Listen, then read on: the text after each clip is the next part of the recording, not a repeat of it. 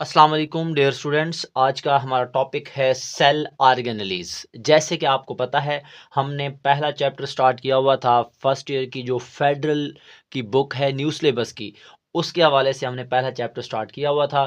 तो कल की वीडियो के अंदर हमने जो है मतलब कि इससे पहले वाली वीडियो के अंदर हमने साइटोप्लाज्म की बात की थी। आज हम बात करते हैं सेल ऑर्गेनेलीज के बारे में। तो सबसे पहले देखते हैं कि सेल ऑर्गेनेलीज का मतलब क्या होता है, ये क्या होती हैं। तो यूकैरियोटिक सेल के अंदर जो साइटोप्लाज्म है, उस साइटोप्लाज्म के पास बहुत ही पेचीदा और तरतीब शुदा साख्तें मौजूद होती हैं, और वो जो साख्तें हैं वो हर फंक्शन के लिए क्या होती हैं, स्पेसिफिक होती हैं। उन साख्तों को हम क्या कहते हैं, सेल ऑर्गेनेलीज का नाम देते हैं। जैसे कि आपको पता है सेल के अंदर जो है बहुत सारी साख्तें पाई जाती हैं, जैसे कि माइटोकॉन्ड्रिया, राइबोसोम, परागजीसोम, सेंट्रियोल्स, वैक्यूल्स, ये सारी की सारी चीज़ें क्या कहलाती हैं, सेल ऑर्गेनेलीज कहलाती हैं। एग्जांपल्स आपके सामने हैं, endoplasmic reticulum, ribosomes, Golgi complex, lysosomes, peroxisomes, glyoxysome, vacuoles, centrioles, mitochondria और क्लोरोप्लास्ट वगैरह। इन तमाम चीज़ों को पढ़ेंगे इसी चैप्टर के अंदर।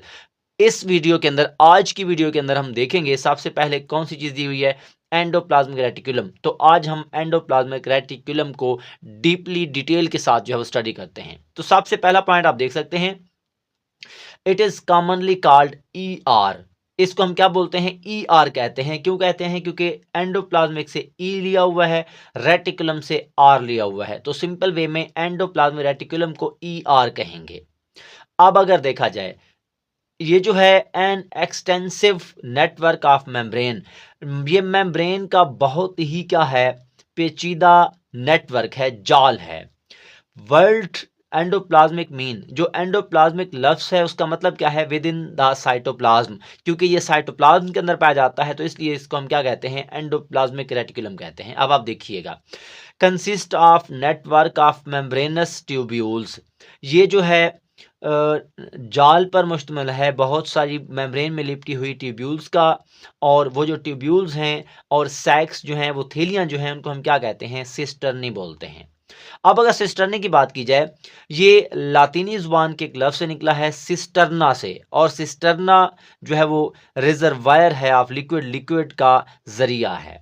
अब अगर हम इसको मज़ीद देखें, दीज मेम्ब्रेन्स, ये जो मेम्ब्रेन हैं, separates the internal compartment of endoplasmic reticulum called E R lumen cavity from cytosol. अब इसका मतलब समझने के लिए डायग्राम की हेल्प लेनी होगी। यहाँ पर आप देख सकते हैं, डायग्राम आपके सामने है। तो डायग्राम अगर देखी जाए, दरअसल सेल के अंदर ये होता है, एंडोप्लाज्मिक रेटिकुलम सेल के अंदर होता है। तो सेल का इर्द गिर्द साइटोप्लाज्म या साइटोजोल होगा, तो बाहर साइटोजोल है। और यहाँ पर कैविटी आप देख सकते हैं, कैविटी के अंदर इसका अपना क्या होगा, जिसको आप कह सकते हैं इसका अपना लिक्विड होगा एंडोप्लाज्मिक रेटिकुलम का। तो एंडोप्लाज्मिक रेटिकुलम का लिक्विड, एंडोप्लाज्मिक रेटिकुलम की चीज़ें और जो साइटोजोल है उसको अलहदा करने के लिए ये कैविटी मौजूद है। इसी कैविटी को हम क्या कहते हैं, ई आर, मतलब कि एंडोप्लाज्मिक रेटिकुलम ल्यूमेन कहते हैं या कैविटी का नाम देते हैं। तो इसी चीज़ की तारीफ जो है वो लिखी हुई है आपके सामने है, कि ये जो मेम्ब्रेन है वो अलहदा कर देती हैं इंटरनल कंपार्टमेंट को। किस चीज़ के इंटरनल कंपार्टमेंट के, एंडोप्लाज्मिक रेटिकुलम के। और उस मतलब कि किस चीज़ की मदद से, एक कैविटी की मदद से, जिसको हम क्या कहते हैं, endoplasmic reticulum endoplasmic reticulum lumen कहते हैं या कैविटी कहते हैं। तो ये कैविटी किस चीज़ को अलहदा करती है, साइटोजोल से। किस चीज़ को अलहदा करेगी, एंडोप्लाज्मिक रेटिकुलम के इंटरनल कंपार्टमेंट को। अब आप देखिएगा, two types of endoplasmic reticulum, endoplasmic reticulum की दो अकसाम हैं जिनको हम एस ई आर और आर ई आर कहते हैं। एस ई आर का मतलब है स्मूथ एंडोप्लाज्मिक रेटिकुलम और रफ एंडोप्लाज्मिक रेटिकुलम। अब आप देखिएगा, मोस्ट ऑफ द सेल्स, बहुत सारे सेल्स जो हैं उनके पास दोनों तरह के क्या होते हैं, एंडोप्लाज्मिक रेटिकुलम पाए जाते हैं। लेकिन कुछ सेल्स, जैसे कि आपके पास मसल्स के सेल्स हैं, तो मसल्स के सेल्स, उनको हम स्केलेटल मसल्स कहते हैं। तो इनके जो सेल्स हैं उनके पास स्मूथ एंडोप्लाज्मिक रेटिकुलम मौजूद होता है बड़ी मिकदार में, और ये special type of endoplasmic reticulum है जिसको हम कहते हैं सार्कोप्लाज्मिक रेटिकुलम। और सार्कोप्लाज्मिक रेटिकुलम क्या करेगा, स्केलेटल मसल्स के अंदर कैल्शियम आयन को स्टोर करता है, और वही कैल्शियम आयन जो है मसल्स को कंट्रैक्ट करने में जो है वो हेल्प करते हैं। अब अगर हम इसकी बात करें, जो टाइप्स की हम बात कर रहे थे, तो उनमें सबसे पहली टाइप है स्मूथ एंडोप्लाज्मिक रेटिकुलम। उसके बाद जो दूसरी टाइप है वो है रफ एंडोप्लाज्मिक रेटिकुलम। तो एक एक पॉइंट करके देखते हैं। तो एज इट ऐसे ही लिखेंगे, आप लोगों को इंशाल्लाह नंबर नहीं कटेंगे। तो सबसे पहले बात करते हैं स्मूथ एंडोप्लाज्मिक रेटिकुलम की, तो इसको SER कहते हैं। अब देखा जाए, ribosomes are not attached on them, कि इनके ऊपर राइबोसोम अटैच नहीं होते, और इनकी जो अपीयरेंस है, जो ज़ाहिरी सूरत है, वो सीधी होती है, स्मूथ होती है, क्योंकि इनके ऊपर राइबोसोम होता ही नहीं है, इसलिए इनको हम स्मूथ एंडोप्लाज्मिक रेटिकुलम कहते हैं। और ये जो स्मूथ एंडोप्लाज्मिक रेटिकुलम है, ये बहुत सारे मेटाबॉलिक प्रोसेसेस में हिस्सा लेता है। देयर से इंजाइम, इनके जो इंजाइम हैं वो इंपॉर्टेंट होते हैं किस चीज़ को बनाने के लिए, सिंथेसिस ऑफ लिपिड्स। ये जो हैं लिपिड्स को तैयार करने में जो है वो बहुत ज़्यादा अहमियत रखते हैं, जैसे कि ऑयल्स को, कोलेस्ट्रॉल को, फास्फोलिपिड्स को और स्टीरॉयड हार्मोन्स वगैरह को, स्टीरॉयड्स को जो है बनाने के लिए इंतहाई अहम होते हैं इनके एंजाइम। अब स्टीरॉयड्स की बात करें, जैसे कि सेक्स हार्मोन ऑफ वर्टिब्रेट्स के जो सेक्स हार्मोन्स हैं, एंड वेरियस स्टीरॉयड हार्मोन, बहुत सारे स्टीरॉयड हार्मोन्स जो एड्रिनल ग्लैंड के हैं उनको बनाने के लिए ये जो चीज़ें हैं वो इसके एंजाइम, मतलब कि स्मूथ एंडोप्लाज्मिक रेटिकुलम के एंजाइम इन चीज़ों को बनाने के लिए बहुत ज़्यादा इंपॉर्टेंट रखते हैं, इंपॉर्टेंस रखते हैं या अहमियत रखते हैं। अब अगर देखा जाए, एक चीज है कि जो स्मूथ एंडोप्लाज्मिक रेटिकुलम है ये क्या करता है, डिटॉक्सिफिकेशन ऑफ ड्रग्स करता है, डिटॉक्सिफिकेशन ऑफ ड्रग्स। इसका मतलब यह है कि जो जहर बॉडी के अंदर चला जाता है उसके जहरीलेपन को कौन कम करेगा, स्मूथ एंडोप्लाज्मिक रेटिकुलम। इसके अलावा अगर देखा जाए कि जो नर्व इम्पल्स हैं उनकी ट्रांसपोर्ट में भी क्या करेगा, ये हेल्प करेगा, ट्रांसपोर्ट ऑफ नर्व इम्पल्स आप समझते होंगे कि हमारी बॉडी के अंदर मैसेज जो है या पैगाम जो जाता है वो इलेक्ट्रोकेमिकल वेव की सूरत में जाता है, उसको हम नर्व इम्पल्स कहते हैं। तो नर्व इम्पल्स की ट्रांसपोर्ट के लिए भी स्मूथ एंडोप्लाज्मिक रेटिकुलम इन्वॉल्व होगा। अब अगर रफ एंडोप्लाज्मिक रेटिकुलम की बात करें, तो रफ एंडोप्लाज्मिक रेटिकुलम जो है इसके साथ राइबोसोम अटैच होते हैं, इसलिए इसकी जो ज़ाहिरी सूरत है वो रफ होती है, खुरदरी होती है, और इसको जो है इलेक्ट्रॉन माइक्रोस्कोप के अंदर इनको देखा जा सकता है।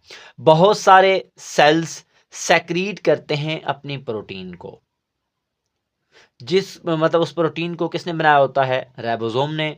और राइबोसोम किस चीज़ के ऊपर अटैच होते हैं, रफ एंडोप्लाज्मिक रेटिकुलम के ऊपर। मतलब कि रफ एंडोप्लाज्मिक रेटिकुलम के ऊपर मौजूद राइबोसोम्स जो हैं वो प्रोटीन बनाते हैं, और वही प्रोटीन क्योंकि सेल के अंदर बन रही होती है और वो सेल इसको सेक्रेट कर देते हैं। अब आप देखिएगा, सेकेंडरी प्रोटीन्स जो है वो निकलती है रफ एंडोप्लाज्मिक रेटिकुलम से, उसको फिर रैप कर लिया जाता है, पकड़ लिया जाता है मेम्ब्रेन के अंदर, और वो मेम्ब्रेन जो है किस चीज़ की, वेजिकल्स की, और वो जो वेजिकल हैं वो बड लाइक बबल बना देते हैं, और बड लाइक बबल जो है वो एक स्पेशलाइज्ड रीजन से निकलती है जिसको हम क्या कहते हैं, ट्रांजिशनल एंडोप्लाज्मिक रेटिकुलम कहते हैं। इन तमाम चीज़ों की मैं डायग्राम के अंदर भी वजाहत करूंगा, पहले आप इसको देख लें।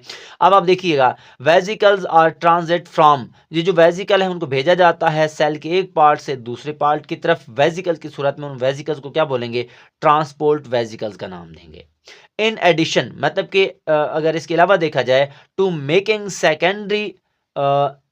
मेकिंग सेक्रेटरी प्रोटीन्स के, ऐसी प्रोटीन जो जिसने खारिज होना है उसको बनाने के लिए रफ एंडोप्लाज्मिक रेटिकुलम जो है इज दी मेम्ब्रेन फैक्ट्री के, रफ एंडोप्लाज्मिक रेटिकुलम क्या होगा, वो मेम्ब्रेन फैक्ट्री होगा सेल के लिए। मतलब कि जो प्रोटीन बाहर खारिज करनी है तो उस प्रोटीन को थैली की सूरत में खारिज करना है तो उसके गिर्द मेम्ब्रेन लानी है, तो मेम्ब्रेन भी कहाँ से आती है, रफ एंडोप्लाज्मिक रेटिकुलम से आती है। इसके अलावा अगर देखें, इट ग्रोज, ये ग्रोज करता है, ग्रो करता है, बढ़ जाता है, फैल जाता है इन प्लेस मतलब जगह पर, बाय एडिंग मेम्ब्रेन, क्योंकि ये मेम्ब्रेन को ऐड कर रहा है और मेम्ब्रेन को ऐड करने के बनाने के लिए क्या करेगा, प्रोटीन और फॉस्फोलिपिड्स को ऐड करेगा और मेम्ब्रेन बन जाएगी, जिसकी वजह से टू इट्स ओन मेम्ब्रेन, मतलब कि इसकी जो अपनी मेम्ब्रेन है उसके अंदर प्रोटीन और फॉस्फोलिपिड को ऐड करेगा और इसकी क्या बन जाएगी, एक मेम्ब्रेन बन जाएगी।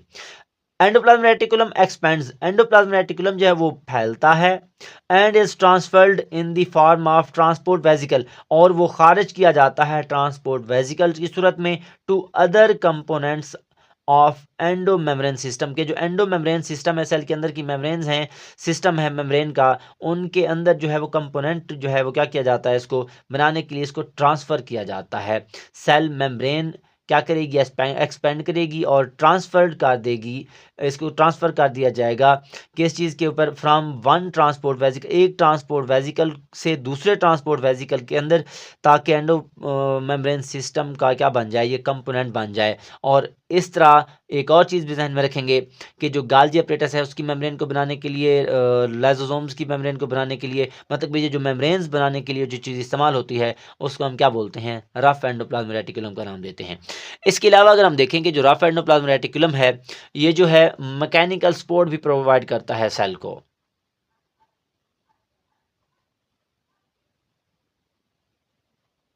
मैकेनिकल सपोर्ट के सेल को मैकेनिकल सपोर्ट भी कौन प्रोवाइड करेगा, रफ एंडोप्लाज्मिक रेटिकुलम। अब अगर हम डायग्राम की बात करें तो यहाँ पर आप देख सकते हैं ये स्मूथ एंडोप्लाज्मिक रेटिकुलम है, यहाँ पर राइबोसोम नहीं है। ये रफ एंडोप्लाज्मिक रेटिकुलम है क्योंकि इसके ऊपर राइबोसोम अटैच हैं। कैविटी है जिसको हम एंडोप्लाज्मिक रेटिकुलम ल्यूमेन या कैविटी कहते हैं, इसके ऊपर ये राइबोसोम अटैच हैं। जो वेजिकल जहाँ से निकली है उसको हम ट्रांसपोर्ट वेजिकल कहते हैं। इसी तरह अगर ये जो आपके पास आपको थैलियाँ नज़र आ रही हैं, ट्यूब्यूल्स, मतलब मेम्ब्रेन वाली ट्यूब्यूल्स नज़र आ रही हैं, थैलियाँ नज़र आ रही हैं, इनको हम सिस्टर्नी का नाम देते हैं। इसी तरह ये वाला जो ट्रांजिशनल एंडोप्लाज्मिक रेटिकुलम, ये वाला हिस्सा क्या कहलाएगा, ट्रांजिशनल एंडोप्लाज्मिक रेटिकुलम कहलाएगा। ये आपके पास टॉपिक है जिसको हम कहते हैं एंडोप्लाज्मिक रेटिकुलम। दुआ में याद रखिएगा। अल्लाह हाफिज़।